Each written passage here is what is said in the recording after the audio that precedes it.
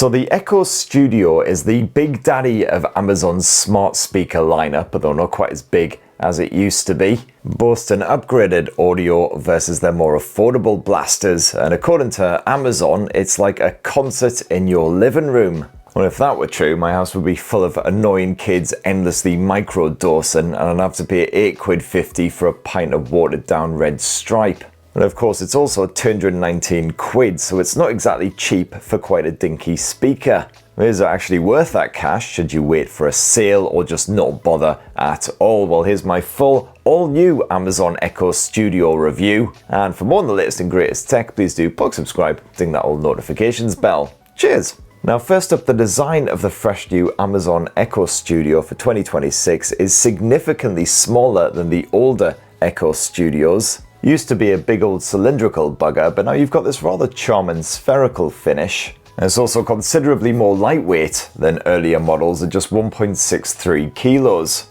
Not that you should be moving it about much, of course, it is designed to just sit on a desk or a table or whatever. You got that same lovely faux fabric exterior as before, but unfortunately this all-new Echo Studio only available in black, or graphite as Amazon calls it. I was hoping they'd also chuck it out in glacier white or perhaps some bolder, more vibrant colours, and perhaps they will at some point in 2026, but for now, that's your only option. You've still got that adorable light ring, which is now shifted so you can see it more easily from the front. And this is great when you're using your Echo Studio in the evenings. Adds a nice bit of atmosphere to your kitchen counter or whatnot, while also, of course, indicating when is listening in.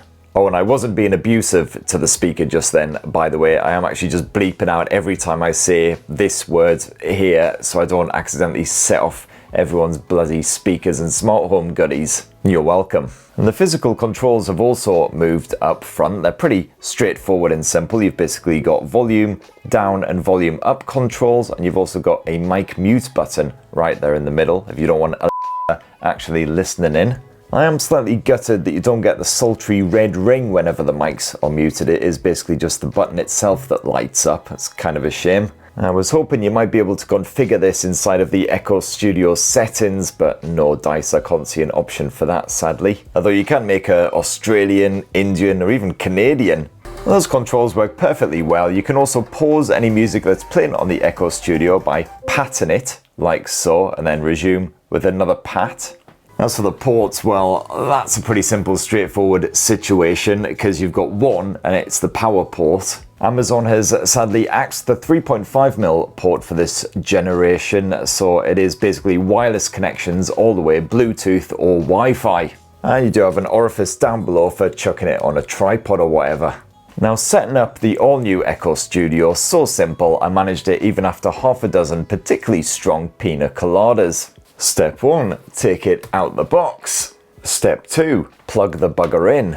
Step 3, download the app. And if you're in any doubt about this stage, well, don't worry, herself will remind you to do it in a variety of languages. Hallo, dein Gerät kann jetzt eingerichtet werden. My favorite is definitely Italian, Alexa. Woof. Step 3, open the app, tap this wee plus sign up at the top, and then follow the instructions to add your new Echo Studio. And then step 5, crack open the ROM because that's you done. Now, the all-new Echo Studio speaker is actually a lot less powerful than previous iterations, as you might have already suspected given it's much more compact. So the old 5.25-inch woofer has been replaced here with a 3.75-inch woofer, and that's sat alongside three 2.25-inch drivers. Now, I found that vocals come through nice and crisp and clear, which is fantastic when you're using or you're listening to audiobooks or podcasts. Likewise, acoustic music sounds great through the Echo Studio. Pop music sounds pretty good, and I found it's particularly good for hip-hop as well. You got a surprising amount of bass pumped out by this thing, considering its size. When I was playing some dance, hip-hop and rock tracks with it sat here on the table, I could actually feel the vibrations in the floor beneath me.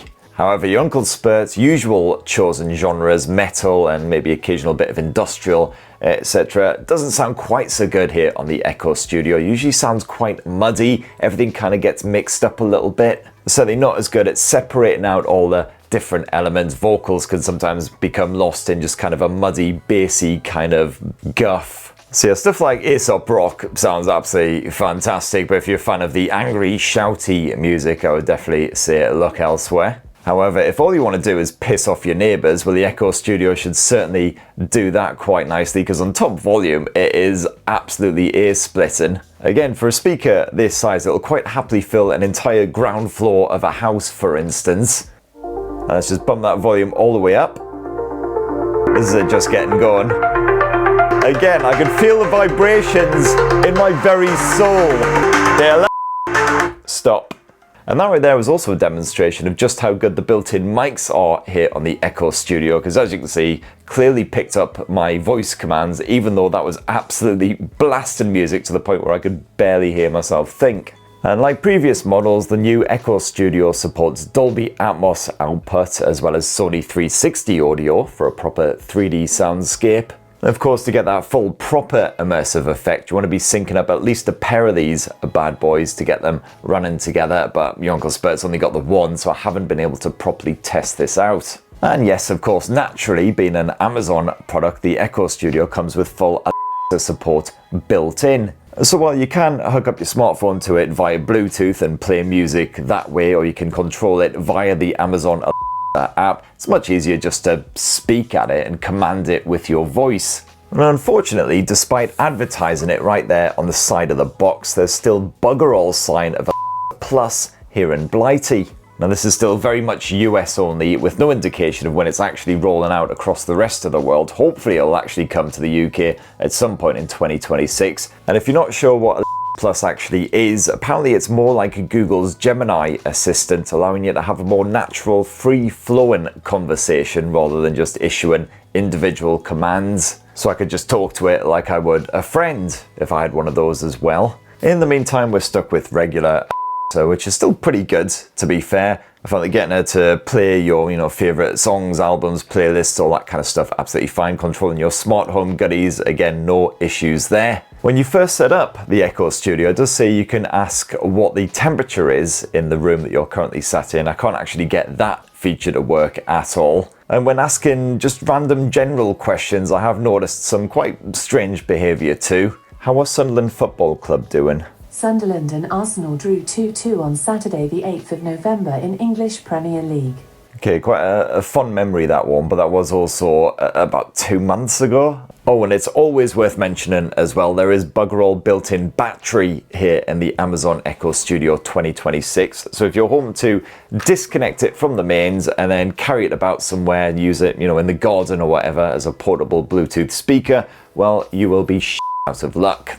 And yes, that time it was actually a swear. So anyway, that's what I reckon of the all-new Amazon Echo Studio. I like the fact that it's more compact and this lovely spherical design, but unfortunately the audio quality has suffered somewhat as a result. It means that the likes of metal, industrial music, etc. doesn't sound quite as nice, can sound quite muddy. It's a shame we've lost that 3.5mm connection in this generation as well, and of course still bugger all sign of Plus, which hopefully will improve the whole assistant experience side of things. So I'd certainly say if you've got one of the older Echo Studios, there's no need to upgrade here at all. And if you're looking for something that's more of a dedicated audio speaker rather than an assistant-led speaker, then you should probably look at the likes of Sonos instead. And also 219 quid, a bit steep, so I'd certainly say wait for one of those Amazon sales. I'm sure it'll be discounted soon enough. That's what your Uncle Spurt reckons. Anyway, it'd be great to hear your thoughts on the Amazon Echo Studio down below. Please do poke subscribe and ding that notifications bell for more on the latest and greatest tech, and have yourselves a ruddy, wonderful rest of the week. Cheers, everybody. Love you.